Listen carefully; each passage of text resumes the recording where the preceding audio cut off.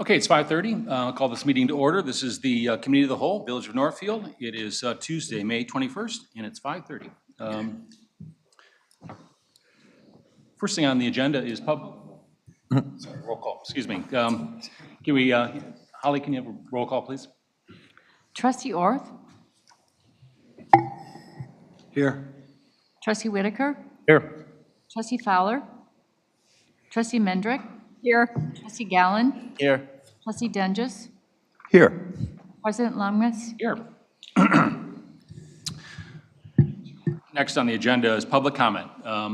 Any member of the public have anything to say? Very good. Next on the agenda, the approval of the April 16th, 2024 Committee of the Whole Report of Proceedings. Can I have a motion? Approval of the minutes from the last proceedings. Second. This is all in favor? Roll. Yes, you can do it. All in favor? Aye. Aye. Opposed? Thank you. We are lucky to have Jane Grover here. Jane and I work together. I'm on the Council of Mayors. I represent the North Shore. There's 7 of us Council of Mayors, and Jane is an integral part of the Chicago Metropolitan Agency for Planning, which is a federal agency that does a lot of work in the area. And when I say a lot of work, I mean very expensive work. The county talks about tens and hundreds of millions. When we talk about CMAP, we're talking about billions. So thank you for being here. Yeah, absolutely. So Jane's going to talk a little bit about what CMAP does. A little bit so the audience can hear. Thank you so much. Is it on? Is the green light on? Now it is. Perfect. Now you're Thank you. great. Thank you. So thank you again, President Longmas, and good to see you again. Thank you, Village Manager Brennan, for the invitation to join you here tonight. It's been a couple of years, and there are some new faces on the Village Board, so I'm glad to be here, for sure. I represent the Chicago Metropolitan Agency for Planning. We represent the 7 counties, the 8.6 million residents who live in the 7 counties, the 284 municipalities in northeastern Illinois. So I'm going to do a little big picture of what the northeastern Illinois region is, and then we'll drill down a little bit to Northfield and what CMAP, with the assistance of planning liaisons for the Northwest Council, do for Northfield as well. So we are about as big as the state of Delaware, the northeastern Illinois. 2/3 of the state lives in these 7 counties of northeastern Illinois. And we represent all of these municipalities, not just one. That is not just Chicago, which is often the presumption. We have in northeastern Illinois some common challenges that don't recognize municipal or county boundaries. Freight congestion, although half of the container freight moves through the Chicago region, gets tangled up when it moves through Chicago. It takes about as long for a freight container to move through Chicago as it does to get from California to Chicago. So one of CMAP's job is to help untangle some of those freight lines. But again, we all benefit when the freight gets untangled. We share complicated commute times, traffic incidents, and the environmental issues of air quality, water supply, and flooding challenges in northeastern Illinois. And no one municipality or county can address or solve these issues, especially when resources are scarce. So these regional issues require then regional collaboration and coordination, and that's kind of where CMAP steps in. So what is CMAP, Chicago Metropolitan Agency for Planning? We are, as President Longmas suggested, a creature of both federal law and state law, it turns out. So we are the federally designated metropolitan planning organization for those 7 counties of northeastern Illinois. We also have obligations under state law to serve as the regional planning agency. We are a unit of government, but we're often a stealthy unit of government because, unlike you, we don't levy taxes. We don't provide direct services to anybody. We do the planning for northeastern Illinois. Real quick, our governance structure, you are represented in our governance structure. We have a kind of weird bifurcated governance structure. We have both a board which it consists of mostly municipalities, Chicago, Cook County, the collar counties, and a Metropolitan Planning Organization Policy Committee that determines a lot of our transportation policy and recommendations. We are also served by a number of public committees. Again, we're subject to the Open Meetings Act, FOIA, just as you are, and the State Ethics Code. And it's the Council of Mayors that President Lungmas serves on. So all of these are public bodies that help advise our major board and the MPO Policy Committee.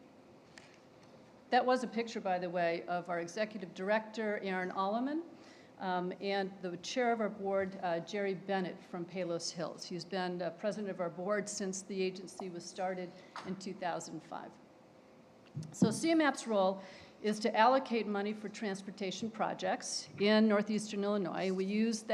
We generate and we create data, and we use the data forecast modeling to help us determine where to allocate the money for transportation projects, both large and the big ticket items.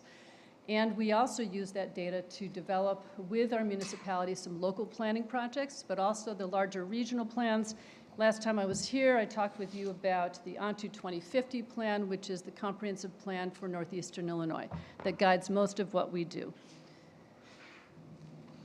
So why do we do this? It's because we in Chicago metropolitan region have a very fine legacy transportation infrastructure that is the envy of many other metropolitan regions. My slide is animated. This is kind of cool. So we have about 30,000 miles of federal roads, bridges, rail lines, rail crossings, metro stations, CTA stations and bus routes, and PACE bus routes in our region. And all of this infrastructure is very complex and requires somebody to get it organized so that we know where the funding's going and so that it makes sense for where we allocate the funding. Let's see, will this advance? Oh, it's still animating. So where does this transportation funding come from? It comes from the United States Department of Transportation through the Federal Highway Administration, the Federal Transit Administration. It goes to the Illinois Department of Transportation, kind of as a pass-through. Then it reaches the 16 metropolitan planning organizations in Illinois. CMAP is just one of them. CMAP then folds this federal transportation funding into its unified work plan, and that supports transportation planning in northeastern Illinois. Northfield contributes to the funding picture on this because in order for us to leverage federal funding, we need a local match. We use contributions from IDOT and contributions from every municipality, almost every municipality in the region, to help us meet that local federal match. And I think Northfield's amounts to maybe $300 a year as its local contribution. And combined with then local contributions from all the other municipalities, from the tollway, the counties, we are able to make a local match so that we can get more federal funding for these transportation projects. So the federal funding comes to CMAP, and then we mostly send it to these larger buckets of funding. These buckets of funding are part of our 5-year transportation improvement program, the TIP, Transportation Improvement Program, which is both a program, but it's also a database. And with me here tonight is Brian Larson, who comes to us from the Northwest Municipal Conference. He's also the staff person for the North Shore Council of Mayors, which is how we kind of decentralize some of this decision-making on transportation funding. And it's Brian, a planning liaison with the Northwest Council, the North Shore Council of Mayors, who helps keep the funding flow to municipalities such as Northfield. And Brian's here to correct me if I get any of this wrong.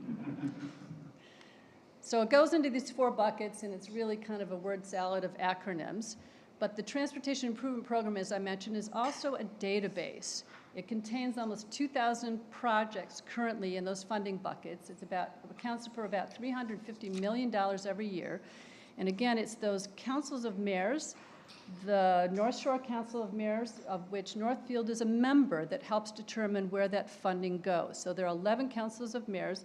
Mayor Lungmas serves on the North Shore Council of Mayors, and that's what the council that Brian serves. So a lot of councils, a lot of mayors, but the idea is to, as best we can, decentralize some of the decision-making on transportation funding so that it makes sense for where it goes. So it meets some of your goals and priorities. So the TIP program is a database, and I've left for you at your place a document that looks like this. And so what I've done is I've pulled, you can search the database, and I've pulled all of those projects in which Northfield is mentioned, that you have a hand in. So the project at the top is one that is the road maintenance on Waukegan Road. That project has been completed. The projects in bright yellow highlighted are those that are still in the works. And then the projects at the bottom in blue are those projects that are in the future. And you'll see the last one there is a big one, the reconstruction of the Edens Expressway for a price tag of almost $2.5 billion. So as I said, CMAP deals with a lot of big projects, and Northfield clearly is at the nexus of some really important state and federal routes in northeastern Illinois. I've also included a one-page, so I saw that later on your agenda is the Winnetka Road Bridge project, and so I took just a screenshot of what our database, the TIP, tells me about that project. So there's a one-page, I gave away all my copies, that shows you, there you go.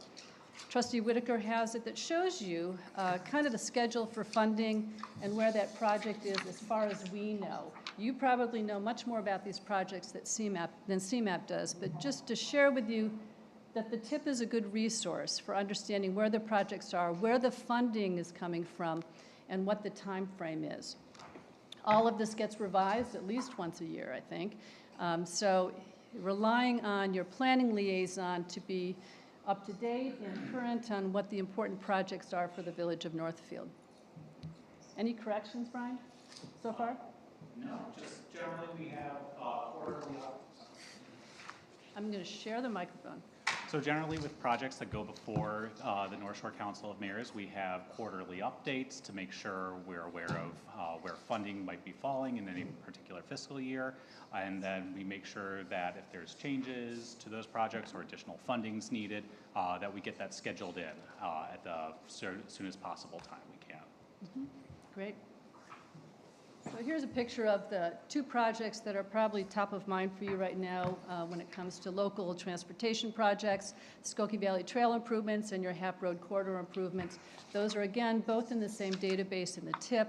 I just took screenshots of them to show that this information is all there. You can look at maps. They're interactive maps. You can pull up a lot of information on the TIP as to where you are with these transportation projects. I would say Northfield's pretty well represented in the TIP. Brian's nodding his head. So CMAP does some other big projects too. We do the transportation funding, and then we also have tackled a couple other big projects in the region.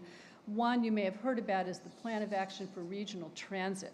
That was a project that was given to us, voluntold to us by the Illinois legislature at the end of, must have been 2022, and we took a year to develop a report called the Plan of Action for Regional Transit. And this was a report that the legislature thought was important to do, given that our regional transit agencies, CTA, Metra, PACE, and RTA, face a fiscal cliff in 2026 and have to figure out a way to make up the funding that disappears when COVID relief funding goes away. So CMAP spent a year researching and developing this report and sent it to the Illinois legislature, and you may have heard about recent legislation that's been proposed. CMAP didn't have anything to do with the legislation, but a lot of the data and research for that legislation is in this part report. I brought a couple copies to share. They were too heavy for me to bring a bunch, 10 for all of you, if that's okay. And it's all on our website as well. We also last year secured this Greater Chicagoland Economic Development Partnership, realizing that all of our counties were kind of siloed in the way that they did economic development, and a lot of municipalities were poaching important businesses from each other, not acknowledging that a lot of people, most people, 50% of us, commute outside our counties for work. And so the flow of employment, the flow of workforce meant that it didn't make sense for people to be poaching businesses, especially if we're looking to generate more employment in the region. CMAP was instrumental in bringing World Business Chicago together to develop this economic partnership. And so now this partnership is representatives from all the counties, and the idea is to do economic development on a region basis and not just on a county-by-county basis. And it's about a year underway right now, and I think it's produced some reports, and I can share more with you another time.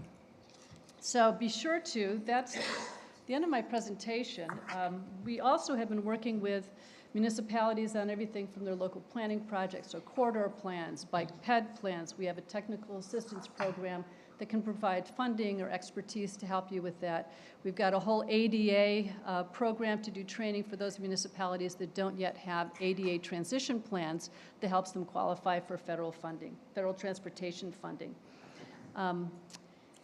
So be sure to subscribe to our newsletters if you don't already. A lot of good information in the CMAP newsletters. And there are resources I left for you about the data resources that the agency has, greenhouse gas emissions inventory, and so forth. So we've got a lot of good information that can help you, perhaps, serve your residents.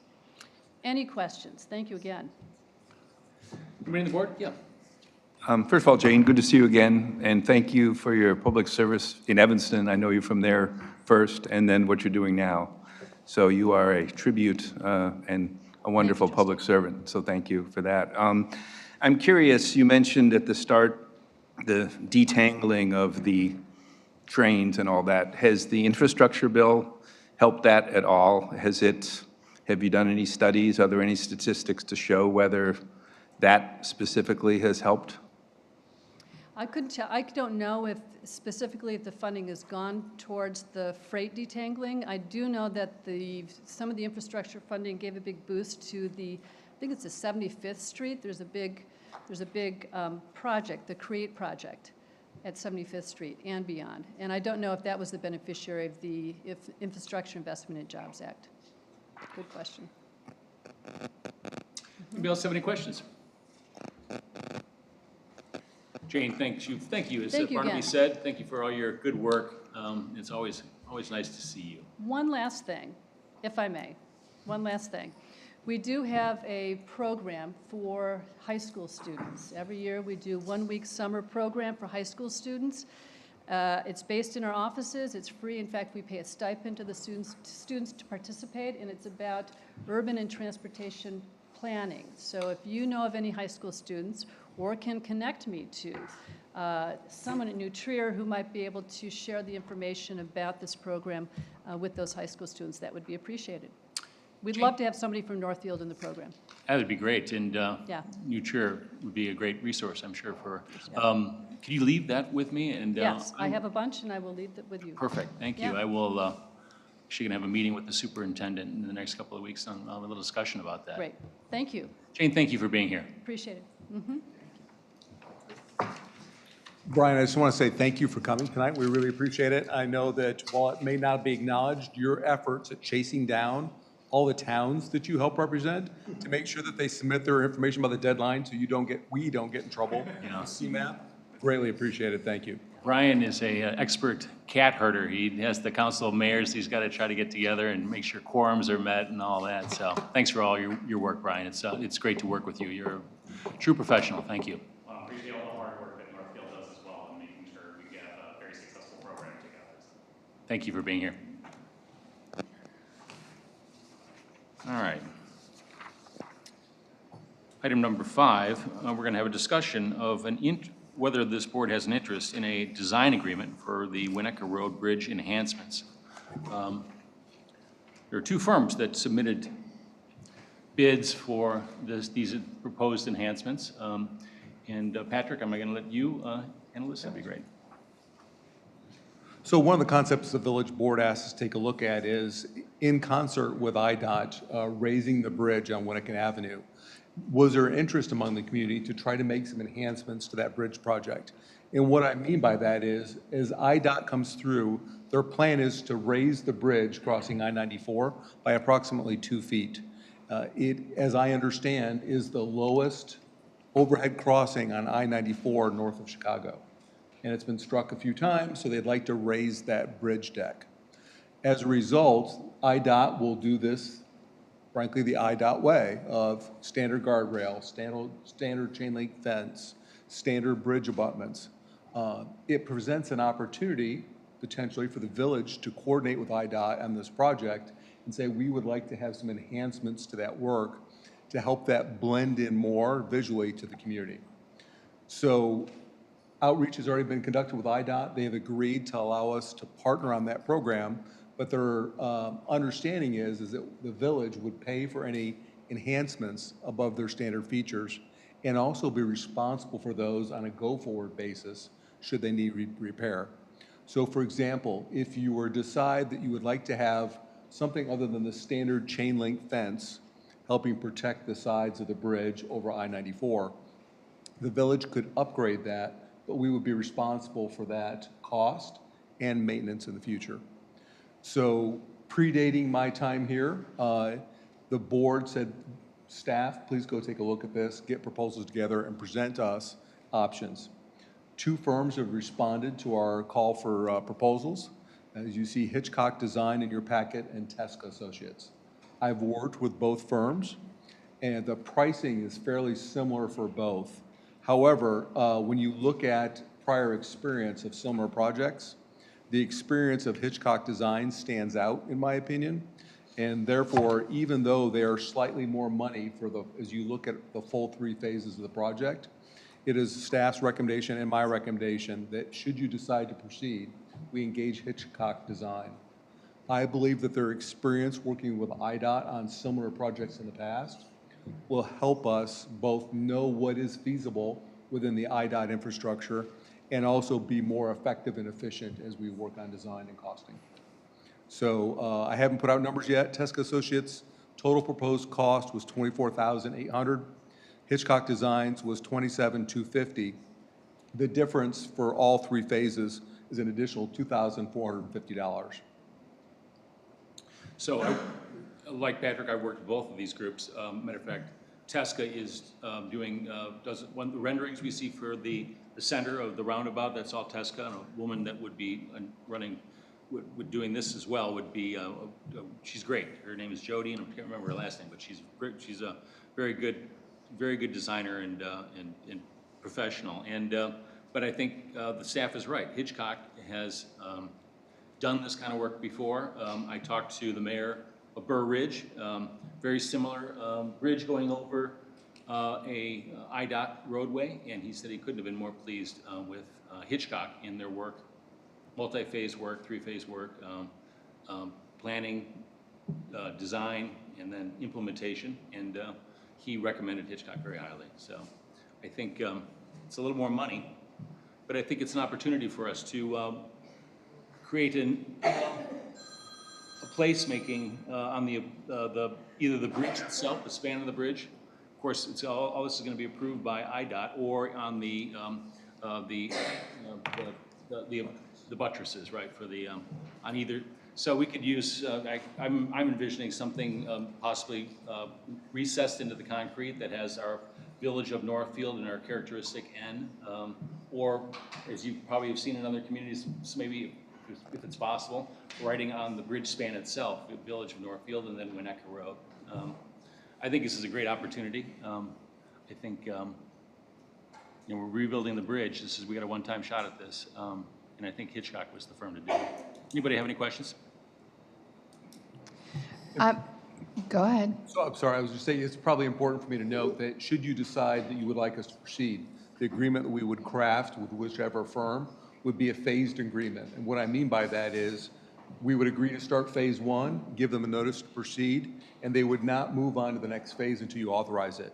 If you decide at the end of phase 1 that the cost benefit is prohibitive, we would not be required to engage in phase 2 or move forward if the costing was too much. Patrick, do you know if their budgeting document that they come back with would include costs for that future maintenance year over year, or their budget is just going to be to build the structure? More than likely, most engineering firms are going to give you an idea of what the flat cost is. As I look at what elements you're considering for that, I don't know that you'd really need to budget much for annual maintenance. It may depend if you do something special with the buttresses. Mm-hmm. But if you looked at a cast-in-place concrete with letters in that concrete, it's probably not going to need anything for a number of decades. And then just one more question. When it talks about the initial kickoff meetings and village representatives, who would that be? Yourself and Mike, or what would be the group that would convene? It'll depend a little bit on the timing when this project starts, but right now I'd envision it be myself, Steve, and Mike. Okay, great, thank you. So is this is not the time to talk about specific design elements, or maybe it is. I think there is a tremendous opportunity over the bridge. It would be a great differentiator for Northfield, and maybe we just have Northfield, not Village of, but Northfield in big letters, and maybe we just have it in the northbound lanes, because people are coming up, they see they're driving through Northfield, they get off on Willow Road. You could even say Northfield next exit, but no. But I think there's a great opportunity. I drive I-65 all the time down to Indy, and Lebanon, Indiana, has this incredible, it's probably a little bold for us, it's very, it looks like the Aurora Borealis, it's very bright, but I think we could really do something, and in terms of our village identity, because we get all these people, we're unique. We have Willow Road cutting through us, we have the Edens, and I think this board would have some interesting conversations about what this could look like. But I think it is, I agree with President Lungmas, it's a once-in-a-chance opportunity to do it right. I think we could find an economic way to do it that would be impactful. And I agree, I don't see it being a maintenance thing, but I would love to spend time on this, so I support the proposal. Anyone else? I would say the only, in reading through all these past materials that were included, January of 2020, they have very specific rules about what you can do and not do to the bridge. So I don't know how much creativity we'd be able to bring to the project, but we could certainly try. And I support the project and also Hitchcock. I'm familiar with them in a past life as well, and think they would do a nice job for us. They did our Willow Road enhancements as well. Yeah, yep. And then I would agree too with Hitchcock for the fact that, I mean, they know Northfield, the projects they've done. I think they've done some work with the Park District as well, so they know our identity. And it's a great time to take advantage of this as well, because we went up north this past weekend, and all the new bridge construction up along 294 up north says where you're going through. So having that identity, and I think this is the prime time to do it as well, so. Perfect. Yep. Okay. Anybody else? Great. I think staff has direction, Hitchcock, and it's kind of an exciting project. Wonderful, thank you. The date of this project, they're looking at 2027, is that correct for this? Unfortunately, yes. Yeah. As this proceeds, we'll be very careful about the timing and talking to IDOT about when this may be moving forward and when Hap Road starts moving forward. Right. We will do our best to encourage IDOT to not let them for construction at the same time. I talked to Chad Riddle, who runs Division 1 for IDOT, and he said, yeah, this is something we're doing quite frequently now, so get me the proposal, and we'll work together with you, and hopefully do something kind of interesting and beautiful at the same time. All right, number 6. Discussion concerning the legal requirements and preferences for the minutes of public body proceedings. Mallory, you want to take this one? Sure. So recently there's been questions raised by the public regarding the level of detail provided in the minutes that are approved by the board. So I just want to take this opportunity to go over what the Open Meetings Act requires and then get the board's feedback on its comfort or desires for the level of detail in our minutes. So minutes are governed by Section 2.06 of the Open Meetings Act, and that requires the village to keep and approve written minutes of all their meetings. Minutes are only required to include the date, time, and place of the meeting, the members of the public body, whether they are present or absent, and if they were physically present or present by electronic means or audio means, and then a summary of the discussion on all matters proposed, deliberated, or decided, and a record of any votes taken.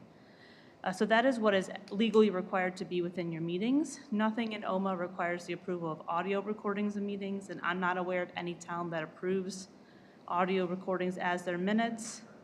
The only requirement for an audio or verbatim recording is for closed meetings. You have to, and those aren't required to be approved, but rather just kept until the closed meeting minutes are approved. And then while the minutes are certainly not limited to the items in section 2.06, it's not customary to provide a verbatim report of the meeting in the minutes. Currently, our minutes are extremely detailed, and I would say are more akin to a verbatim summary already of the discussions both by the public and by the trustees. But the content structure, the level of detail of the minutes are at the discretion of the village board. The discussion today is to confirm or clarify your desire for the level of detail you want in your own meeting minutes. The purpose of the minutes is to be able to look back at the minutes and get a general understanding of what was proposed, discussed, and ultimately voted on by the village board. OMA is concerned with the actions of the public body of the village board. And just like an agenda lets the public know what the board might be considering at a meeting, the minutes reflect what the board actually considered and voted on at said meeting. So an example is last month at the COW, we had Go Green give a presentation, okay? The minutes you just approved is about 3 paragraphs summarizing that presentation, a very lengthy presentation given. When Holly initially prepared that summary, it was closer to a verbatim recitation of the presentation, which was over 3 pages long. And what you approved today was about 3 paragraphs. If we would have been, it was, I think, a 45-minute presentation. So as you imagine, that's very lengthy to state 90% of what was said. So if you don't want to have the minutes be a verbatim recitation, we can always indicate, obviously, minutes or summary of the board's discussions and actions and public comments. And written materials may not be reflected verbatim, but the recordings that we have provide access to the full content of any public's comments and board member and staff member statements. So I just kind of wanted to get a sense of what you guys are comfortable with to make it clear, since they're your minutes. And then also I wanted to gauge the temperature of the board. If we made the approval of the minutes language on the agenda consistent with the language of OMA, OMA says, and changed it from reported proceedings to minutes. Reported proceedings is the language used in like parliamentary procedures, whereas the Open Meetings Act refers to minutes, so it would just be consistent to approve the minutes. And we didn't want to like make a change and make it different if you were comfortable with us reflecting that. Can I just ask a point of clarification? Yes. And I know it's come up in the past and talking about the minutes taken at our meetings versus minutes taken by a stenographer. Yes. At, I think, ZBA, planning and zoning, ZBA, whatever. And maybe if the public had a little better understanding, and myself as well, Absolutely. why that has to be done for those meetings, but we don't have to. And I know you've explained it before, but just to hear it again, just as a refresher. Yes, for zoning board matters, those are public hearings. They're a different legal process that have required due process, which is why public hearings have to have a publication requirement in the newspaper, on the board, sending out notices to nearby residents. And so, you have the right to cross-examine witnesses during a public hearing before the ZBA and introduce evidence. So those are a different legal proceeding, similar to a court proceeding. It's a quasi-judicial proceeding, and that is why we have a stenographer, and those are verbatim, because if it's appealed, you need to have the record of the transcript due to the due process rights involved. So that's the difference, whereas similar to any other committee or commission of the board right now, the sidewalk committee, board of police and fire commissioners, those are all just normal, similar to these minutes where they're a summary of the Well, I think that's really hard occasions. to understand because we're conducting pretty significant business. Yes. And we don't have to do that, whereas it's a totally different type of hearing than this is. And Yes. that makes a lot of Even sense. even our public hearings are different than a ZBA public hearing Right. in a legal, how they're set up and the structure under the Illinois Municipal Code. Great, I just thought the clarification. Absolutely. Thank you. And, Thank you, Mallory. Go ahead, Marmy. wait, was there someone else? Just in terms of process, I'm learning things here. So Holly captures the minutes, and then are they reviewed, Mallory, by you, the village manager, the village president? What happens between, and again, I think Holly does an excellent job. I mean, these are, when I think back to our meetings and then I get a chance to read the minutes, I feel refreshed. It's well done. But, so there's several filters that happen between And if you could just tell us a little bit about that process. Yeah, so Holly prepares the draft minutes, and obviously she has the verbatim, the audio recording to go on, her own notes, and now the video recording to make sure they're accurate. I review them for spelling and accuracy. I take notes during meetings as well to make sure, specifically motion, second, and votes, the things that are required to be included are accurate. And then all of you have the opportunity to review them as well and make any changes, within the time you receive your packet to now, or even by motion sitting at this board. And I believe Patrick reviews them will be reviewing them as well now that he's sitting here and familiar with everything. But we all three of us, both he and I review the whole agenda before it goes out, so. And so the current process, we have the minutes that Holly prepares that go through a couple filters. We have the audio that's on the website that people can click on. And now we also have the YouTube channel, right? The video. Now, there's nothing on our website that links to that, right? So if I go to the website, I can also find the YouTube version? Yes, on our website, there's a link to live and archived meetings, and then within that link, I think it's the very first thing, view our YouTube channel, and it's in that channel. And so is it in the same location when you go to the Agenda Center and you've got them, is it all in the same spot, or is that looking somewhere else?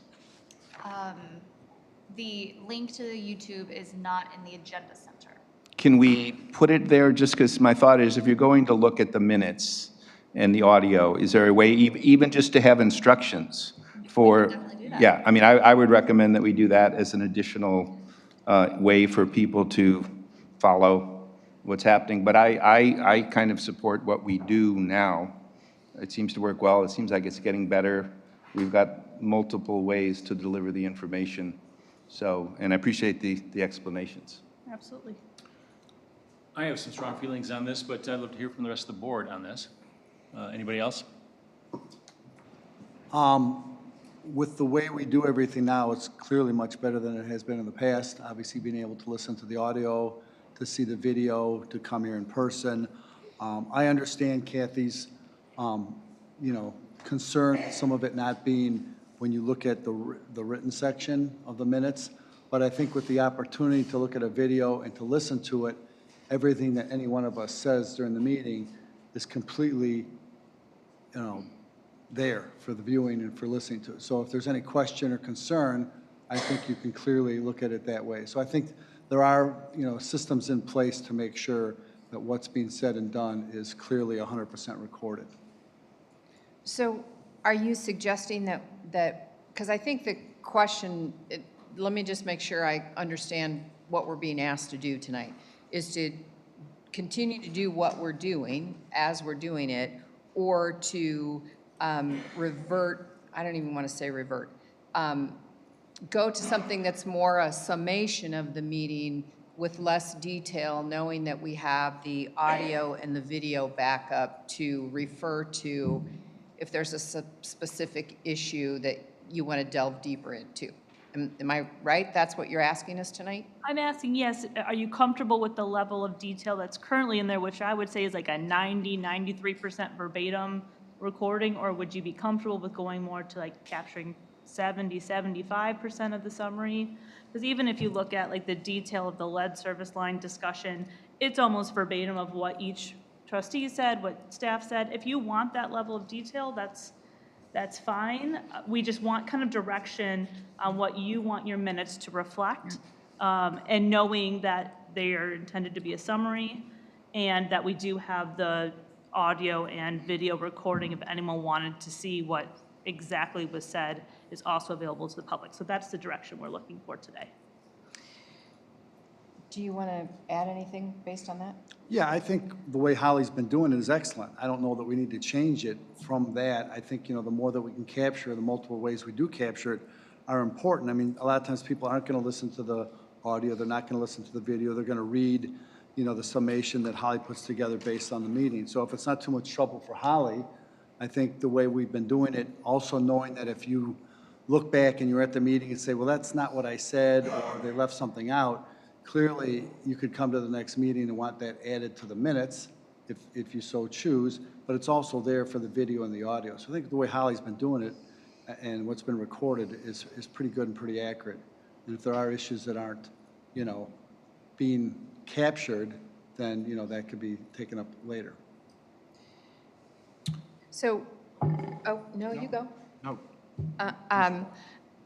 I prefer something that's more of a summary document versus the almost word-for-word way that we're doing it now, because I think it's, having served as a secretary on a previous board, not like this, but it still must take lots of man-hours to do this almost verbatim, to your point, Mallory, that it's 93, 98% accurate. And so I'm concerned that we're spending an inordinate amount of time doing minutes when we have now 2 ways to refer back to the event.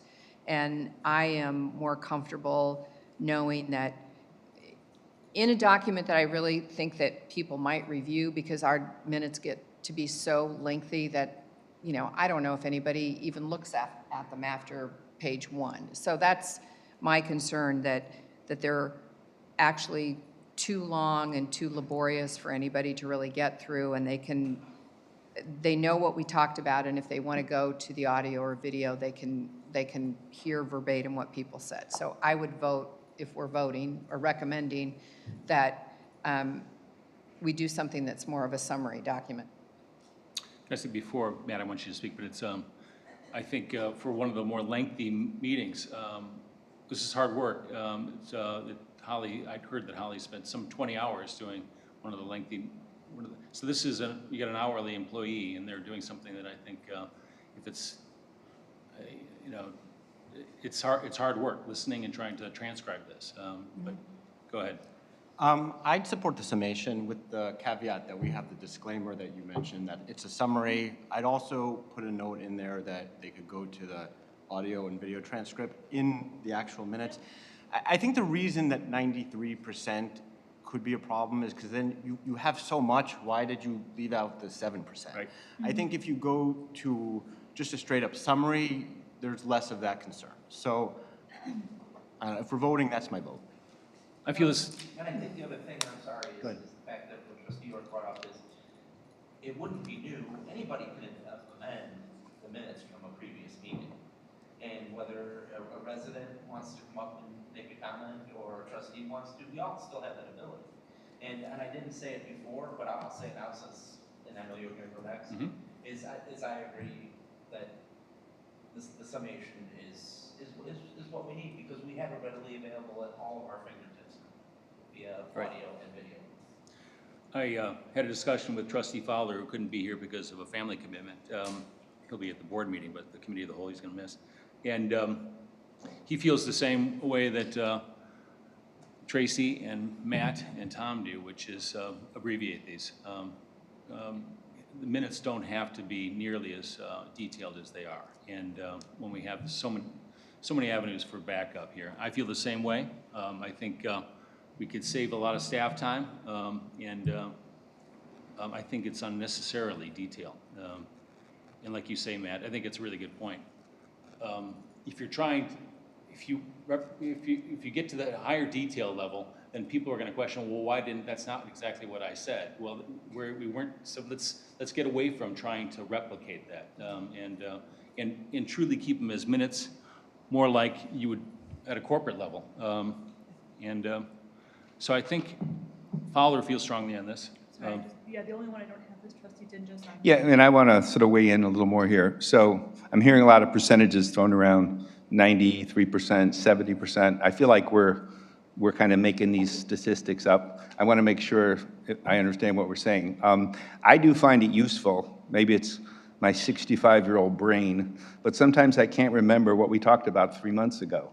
And I want to go revisit the conversation, and I don't want to listen to the audio, and I don't want to watch the video, but I just want to refresh the conversation. So what I hear we're saying is we're going from 93% to 70%, so we're still going to capture a lot, right? Or are we just mentioning topics?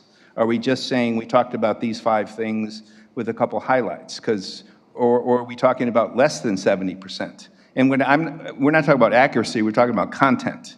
How much content are we capturing?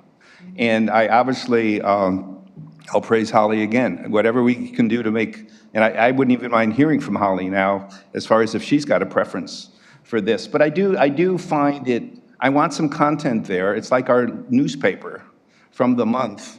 And I know if I'm trying to figure out an issue or topic, and if I can do 5 minutes of research on good minutes and not have to spend, a lot of time. So if we're talking about 70%, I can live with that. If we're talking about 30%, I don't think that's enough in terms of the content of the meeting. Go ahead. Thanks, Patrick. So if I can, to give you a little bit of an example, because I've heard kind of like the low, medium, high detail version of the minutes. Right now, I would classify our minutes as the medium version. Generally, it's a lot of work, but it can open the door to the board to either members or the public coming in and saying, yeah, no, that's not exactly what I said. And often, and this is why I always like having approval of minutes at the beginning of the agenda.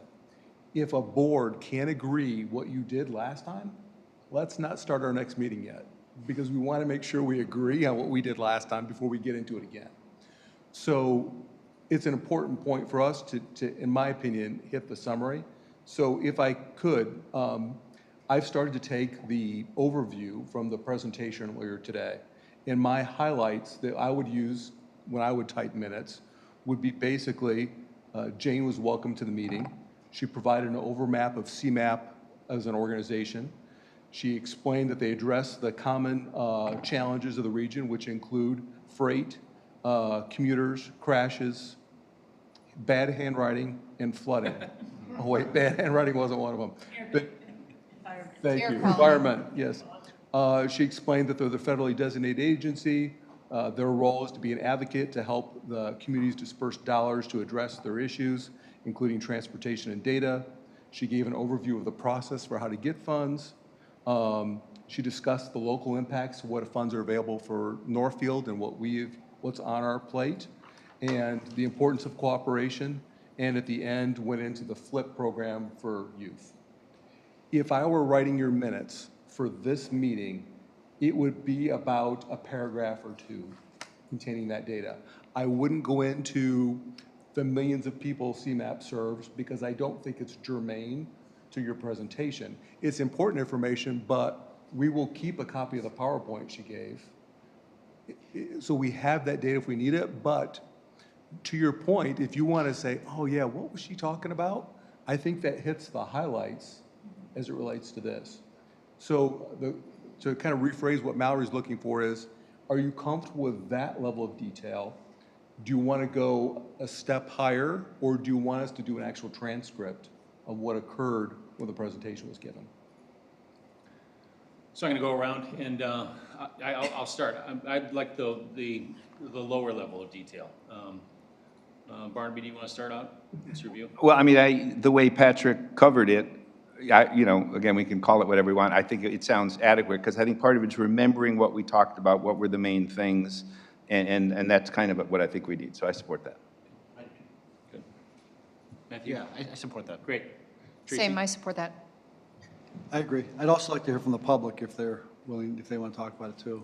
Sure, and one last thing, if I could, are you comfortable with us changing the title on the agenda to minutes? So you're going to see me, and you're probably going to get tired of me, looking at all these little things and going, oh, wait, those two things don't line up.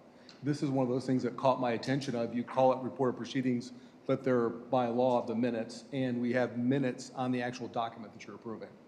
Going forward, let's call them minutes. Does everybody agree with that? Agreed. Thank you. Charlie made a suggestion here at the Committee of the Whole. Does anybody have any comment? Please approach.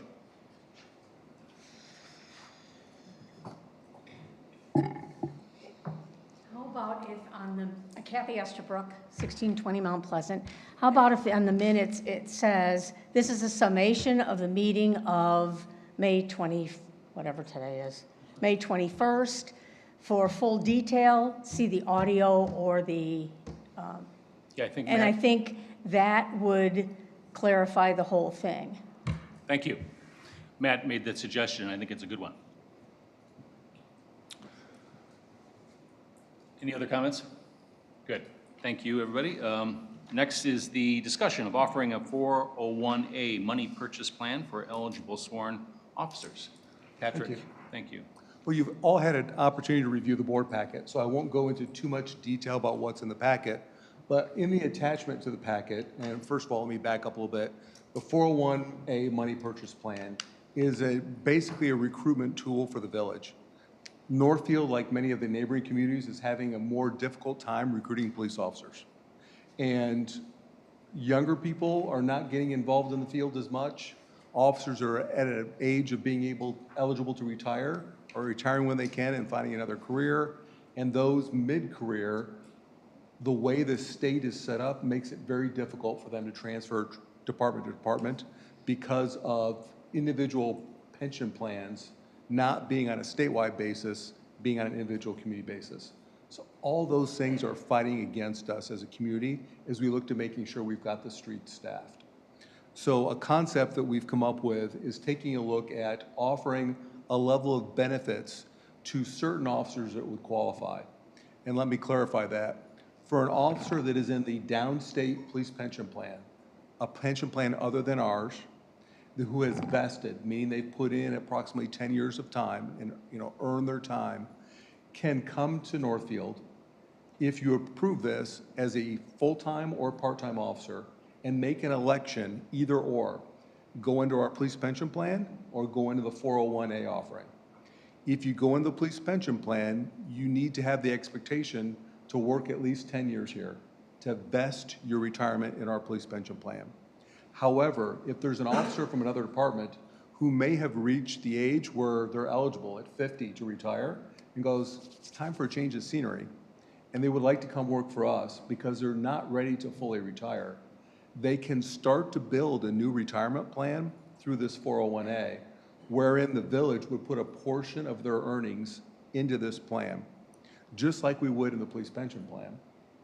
However, the officer is not required to do a mandatory match if we set this plan document up in the way that I'll recommend here shortly. So in an overview, this is a new benefit that you would offer to part-time officers, which is a unique in communities in the area to offer part-time officers benefits, and full-timers if they decide to elect that as a recruitment tool. So I'll stop there if there are any questions, and otherwise I would jump into the plan document setups, hit some highlights for you, what my recommendations are. Patrick, what other communities are doing this? I know you worked on this in Kenilworth, correct? To the best of my knowledge, there are not many doing it, and I believe that that's what will help us as a recruitment tool. Any other questions? How do we use it as a recruitment tool? I mean, is it word of mouth? Is it, I mean, because obviously we want to use it, but we don't necessarily want everyone to use it. Sure, that's very well said, thank you. It's really, there's a couple ways to do it. We've got ads out now on the common location for police officers who are looking for appointment. I've also been meeting with as many police officers as I can individually. Deputy Chief has been talking to people, and where we get a lot of contact time is our officers are on specialty assignments that are getting call-outs to other agencies, and they're talking with each other. What are you guys doing? What's new? Hey, how old's that car? It's that common, let's look at the neighbor's yard and see whose grass is greener type of contact. With this, getting our own officers talking to their neighbors when they're on shared calls or on specialty assignments is a way to help promote this. I can tell you in Kenilworth, we had a waiting list for full-time and part-time officers. So it is something that could get us to the situation where we are in a better position to be able to recruit, I believe. Well, I think it'd be a good tool if there's, trying to fill the shortages that we continue to have and the turnover, if someone's on FMLA or extended sick leave or anything else, that you can get somebody, they may have 20, 30 years of experience, decide you want to work in Northfield part-time, that'll help fill some of the voids and shift shortages that we seem to have. And also if there's someone that wants to come here full-time after 25 years in a neighboring community, that'll help us as well. So I think it's a great plan, and I think it offers a benefit not only to the employee that might want to join us, but also to us as a village with getting more officers on the street. So I think it's a good plan, especially since we really don't have a position for part-time people right now, but that seems to be where we need to fill the void sometimes, because some of it's just an extra pool of people that we can have work the streets and help out our staff. So I think it's a great plan. And it's not a costly plan either. So why don't we get a little more detail on the plan itself? Sure. So what we would propose is doing this through Mission Square Retirement, which is an entity that we use and most communities in our area use for 457 benefits. Since we already have a relationship there, there's an option. This group, Mission Square, offers the same plan design. So they've given us a draft document. I've included it in your packet and marked up what I would recommend we put in the plan design. Most of the places, I'm taking their recommendations because it works well for our staff, but I'll step you through some of the highlights. On page 1 of that document, it's talking about plan year. We have the option to set the plan year to match our fiscal year. However, many communities in our area and most people, when they start thinking about taxes, are thinking calendar year. So my recommendation is we go with calendar year. Retirement age normal is 55, which is just a few years older than officers who are currently in service under the police pension plan. Contribution provisions on page 4, item 6. There are a couple ways to set this plan up, and one of those is village-only contributions, optional for employee. The other is village contributions, but they must be matched by the employee. So my recommendation to be the most interesting to outside officers is set village match, and the officers have the ability to put in if they would like or not. And it's a once-a-year election because it is pre-tax. So they would go through that once a year. But my concern is if we require a match, that may deter some people from taking this plan.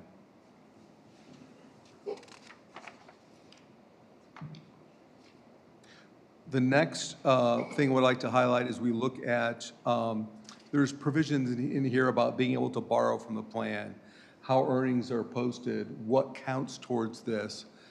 I would recommend we set this up. This is based on your base wages. Not overtime, not sick time, it is dollars earned. That way you know what your exposure is. And some of the employee benefits, as people retire, they cash out certain percentages of items like vacation time, sick time. Those would not be included as we set up this plan design. It's truly on the hours worked. Vesting provision, I'm on page 8, item 10. Unfortunately, I've spent some time reading the police pension code. So in that code, one of the requirements is for this to be considered a valid plan, a substitute, if you will, for our local pension plan, is that the funds put into this plan by the village vest immediately. So under Mission Square, we could set this up that you must be here for 3 years, 5 years, 60 days, whatever we want. But if you're going to use it as a potential valid alternate for an officer coming in who may not want our police pension plan as a full-timer, the zero initial vesting, so 100% day one, is a way to set this up. I mentioned withdrawals and loans on page 9 is not allowed. Leave contributions are not counted. And that's really it as far as the plan design highlights. My recommendation for the village contribution is 7% of wages. I came up with that number as I looked across the board at what are our employees' contributions for IMRF as our non-sworn officers. What percentage do officers put in the police pension plan, their required contribution, and what contributions go in for Social Security. I tried to mix that up, take a look at what a good number is that's affordable by us, but also attractive to the officers, and within what I would call the reasonable ballpark. The village has the ability to change this number on an annual basis. So if you wanted to go in, increase it, decrease it, because we have financial conditions, you can change that. I would, at the time it comes up, I would caution against decreasing it, because you've kind of set a number there for people. It may have some undesirable impacts. But if you find that this is something that needs to be changed, you're not locked in forever at the percentage you pick when we come up with this plan design. So my goal tonight is, after your discussion, is to hear a consensus from the group on your comfort level with me proceeding, getting the draft plan documents drawn up, and having the authorization to sign. This is on your agenda for the next meeting. I will try to avoid doing this to you very often, where we talk about it here, come in a couple hours later, and then approve it or consider it. But in this case, as the chief and deputy chief are looking at staffing in the police department and projecting out what's going to be happening over the coming months, they thought it would be good for us to move on this expeditiously to make sure that we're in the best position possible and allow them to promote this. Patrick and I have been talking about this for weeks, and I very much like this plan, and I think it's a great idea. But I'd love to hear from the rest of the board. I support your proposal. I just have a question. Other than the percentages, are we locked into the plan as it is once we set it up, or are we able to change other parts of the plan, like you? It's a good question that I don't 100% have the answer for. This document allows you to amend the plan, so I believe that there's something that changes. For example, in the future, you want to allow officers the ability to borrow from this plan. You can come in, do a plan amendment so long as the board approves it, and make that change. If we are doing this on a calendar year, and obviously our budgeting year is different, we'd just be splitting payments between 2 budget years? Or when do we, the village, make this payment? Or is it bi-weekly as the hours are accrued?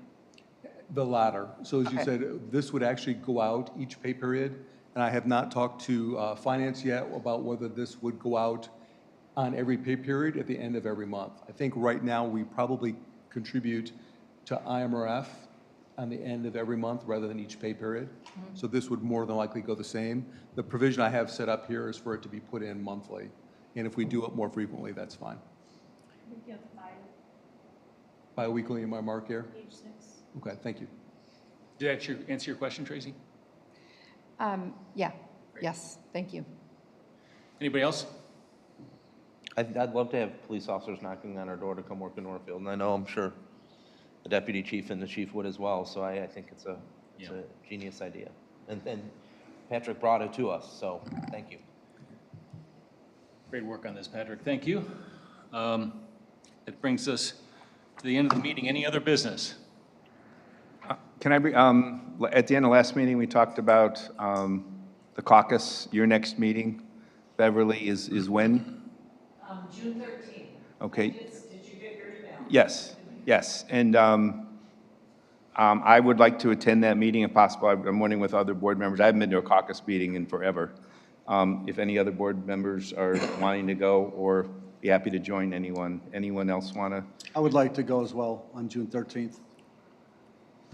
Beverly, have you invited our village manager to that meeting? Yes. Did, okay. All right. Very good. Any other business? Can I have a motion to adjourn? Second? Motion to adjourn? All in favor? Aye. Thank you, everybody. We will be back here in 28 minutes. Just one second. Second time.